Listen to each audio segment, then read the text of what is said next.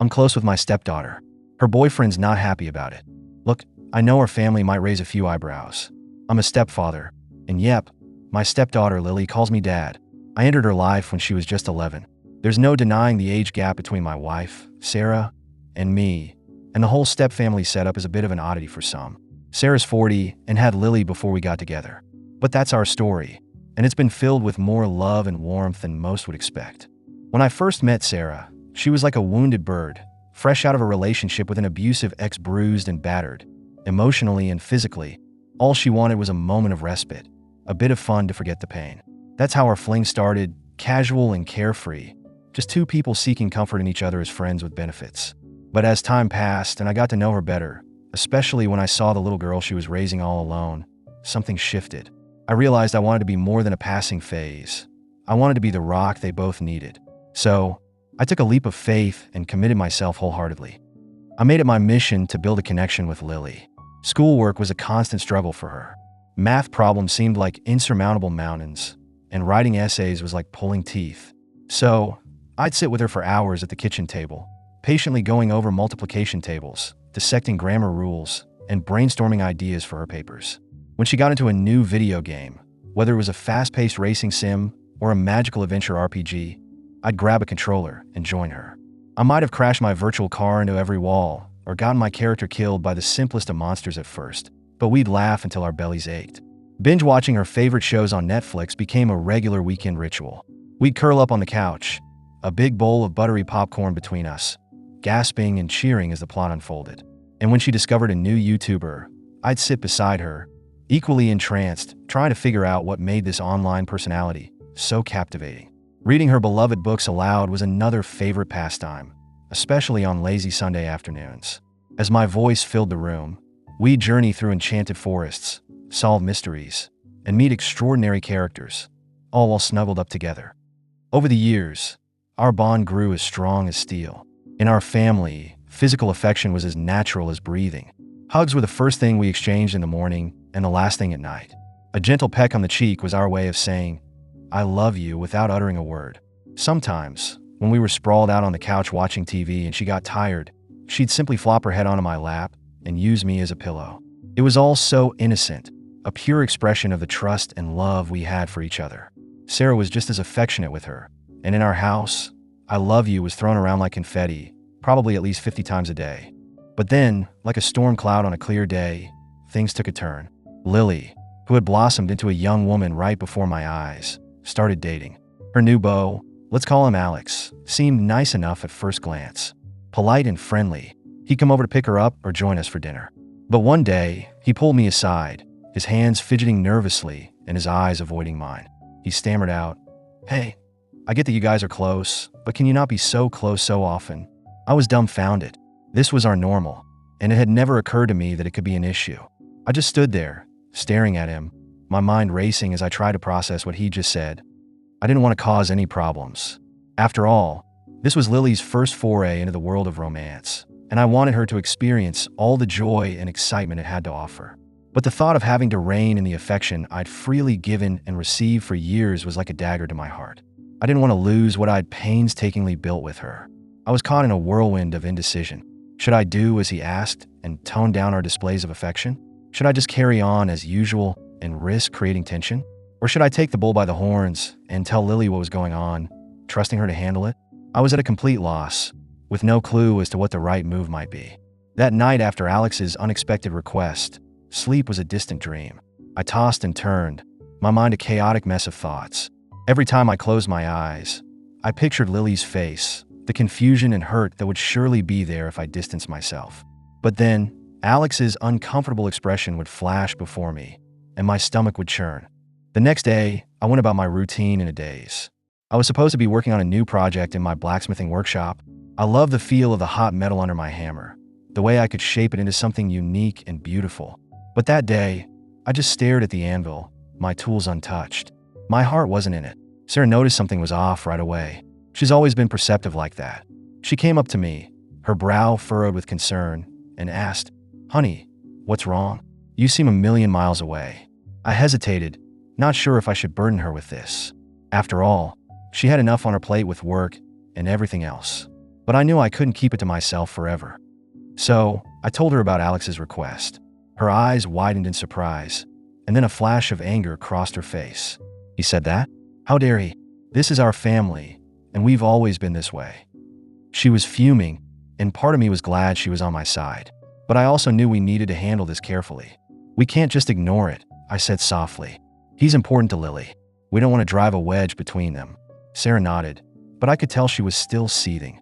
Later that afternoon, when Lily came home from work, I watched her interact with Alex. They were laughing and chatting, and for a moment, I wondered if I was overreacting. But then, she leaned in to give me a hug like she always did, and I saw Alex's eyes narrow slightly. It was a tiny gesture, but it felt like a punch to the gut. I decided I couldn't put it off any longer. That evening, after dinner, I asked Lily if we could talk. She looked at me, a bit puzzled, but agreed. We went out to the back porch, the cool night air wrapping around us. I took a deep breath and said, "Sweetie, there's something I need to tell you." Alex came to me the other day and asked if I could, tone down how affectionate I am with you. He thinks we're too close. I watched her face carefully, waiting for her reaction.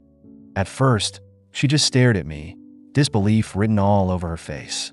Then, her cheeks flushed with anger. He said that? Why would he even think that? You're my dad, and we've always been like this. I could see the hurt in her eyes, and it broke my heart. I put my arm around her, and she didn't pull away. I know, honey, but he's new to our family, and I think he's just a bit insecure. I don't want to cause any problems for you too, but I also don't want to lose what we have. She was quiet for a moment, then she looked up at me, determination in her eyes. No, Dad, I'm not going to let him change how we are. You've been there for me through everything. I'll talk to him.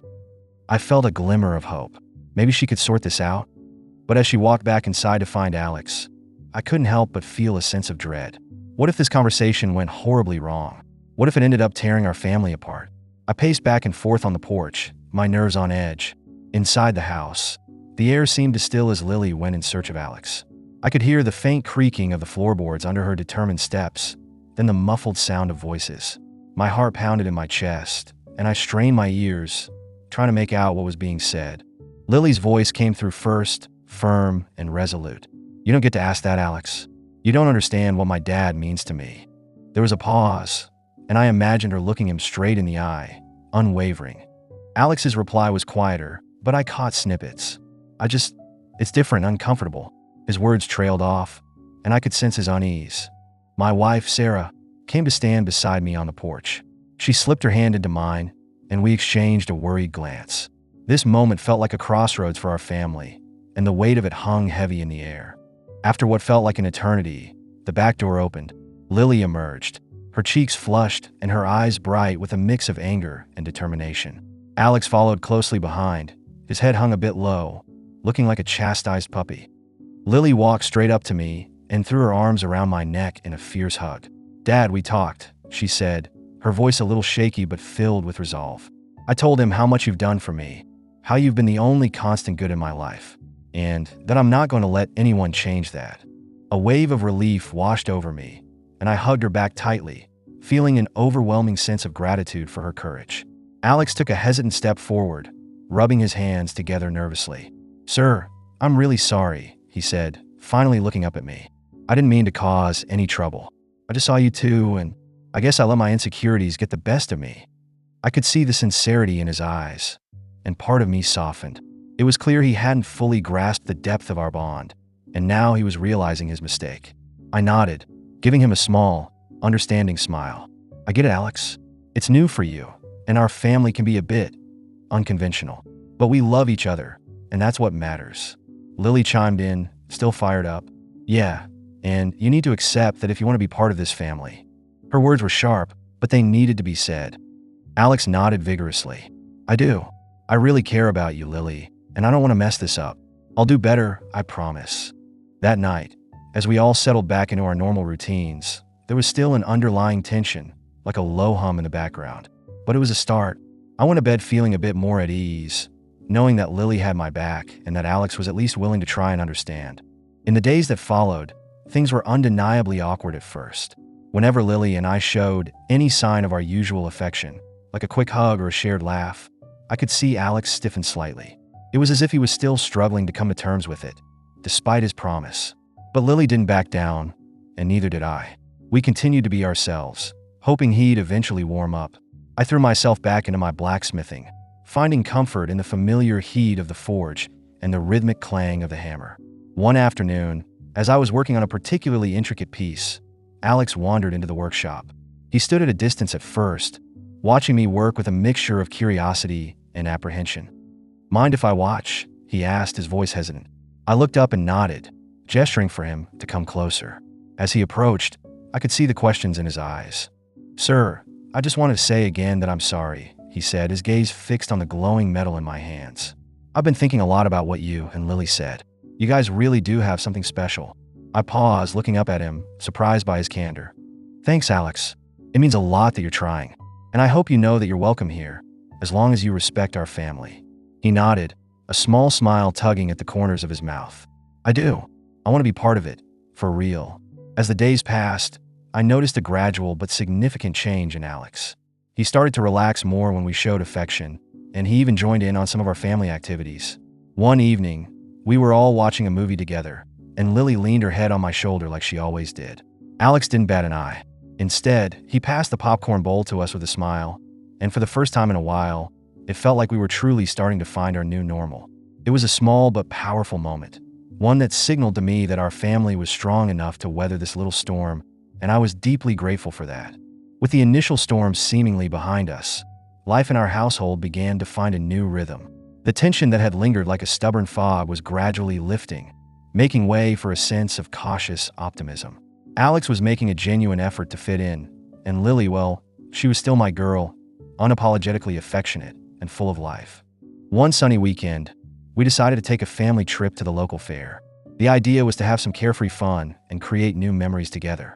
As we walked through the bustling fairgrounds, the smell of cotton candy and fried treats filled the air. Lily's eyes sparkled with excitement as she tugged at my arm, pointing at the giant Ferris wheel. "Come on, Dad. Let's go on that first," she exclaimed. I grinned and nodded, following her lead. Alex trailed a step behind, still a bit hesitant, but clearly trying to soak up the atmosphere. As we waited in line, Lily chatted animatedly about all the rides she wanted to try. She turned to me, then to Alex, making sure we were both part of the conversation. It was heartwarming to see her so happy, and I stole glances at Alex, hoping he was enjoying himself too. Once we were seated in the swaying Ferris wheel carriage, Lily sandwiched herself between us. She leaned her head back, laughing as we ascended higher and higher, the fairground spreading out beneath us like a colorful patchwork quilt. I glanced over at Alex and saw a small smile on his face. It was a simple moment, but it felt like another milestone in our journey towards becoming a fully blended family. After the ride, we wandered over to the game booths. Lily was determined to win a giant stuffed teddy bear, and she dragged us both along to help. Alex stepped up first, handing over a few dollars to the attendant for a chance to knock down some bottles. His first throw went wide, and Lily giggled, but he didn't give up. With a determined look, he tried again, and this time, he managed to topple a good number of them. Lily cheered loudly, and I clapped him on the back. "You're getting the hang of it, Alex," I said, and he beamed with pride. As the day wore on, we shared a meal of hot dogs and fries, sitting at a rickety picnic table. The conversation flowed easily, and for the first time in a while, it felt like we were just a regular family enjoying a day out. But then Lily dropped a bit of a bombshell. She looked at us, her expression a mix of excitement and nervousness. "I've been thinking," she began.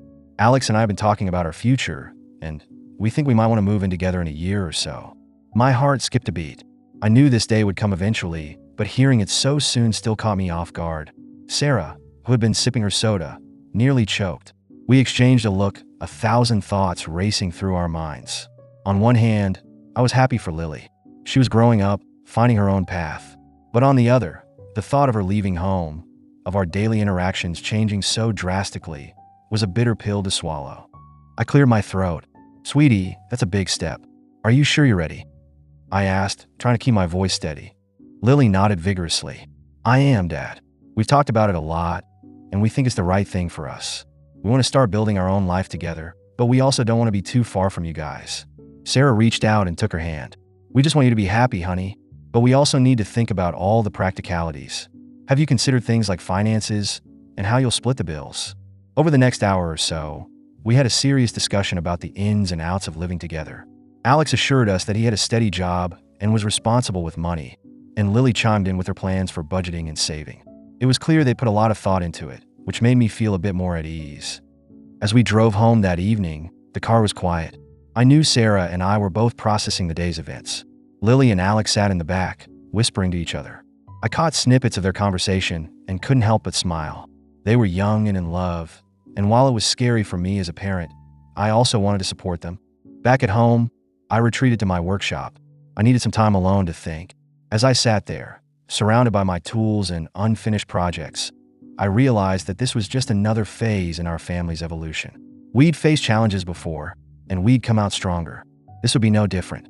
In the days following our trip to the fair, the house felt different. There was an undercurrent of anticipation, as if we were all standing on the brink of a new adventure. Lily and Alex seemed more determined than ever to make their plans a reality, and while Sarah and I were still coming to terms with it, we were committed to being there for them. Lily started spending more evenings at Alex's place, getting a taste of what it would be like to live together. I could see the excitement in her eyes whenever she talked about it, and it made me both happy and a bit wistful.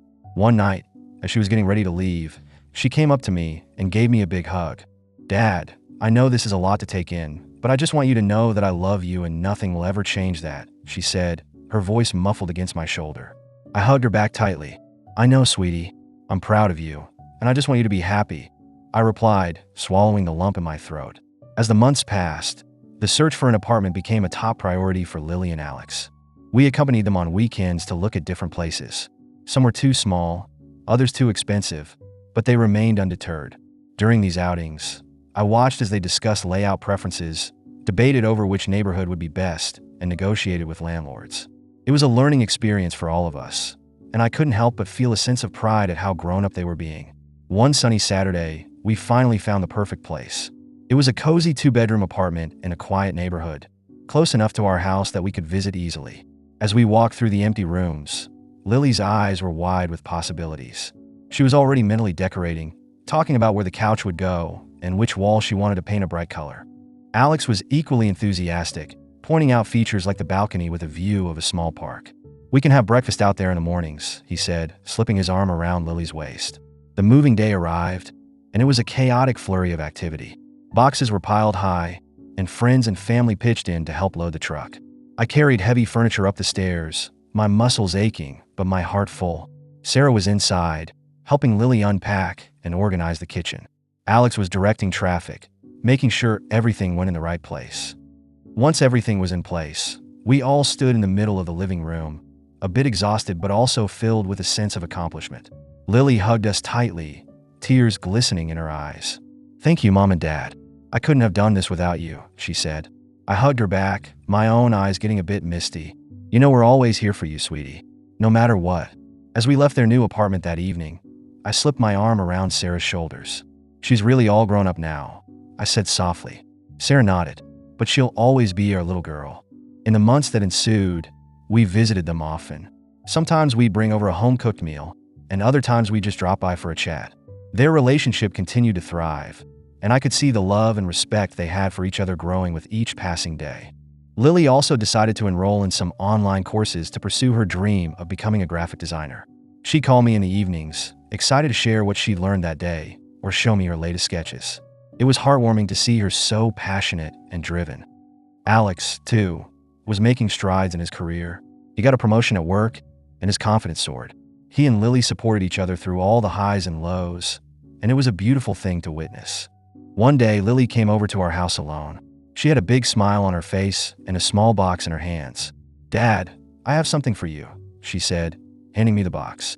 I opened it to find a beautiful handmade keychain with a small metal charm in the shape of a family tree.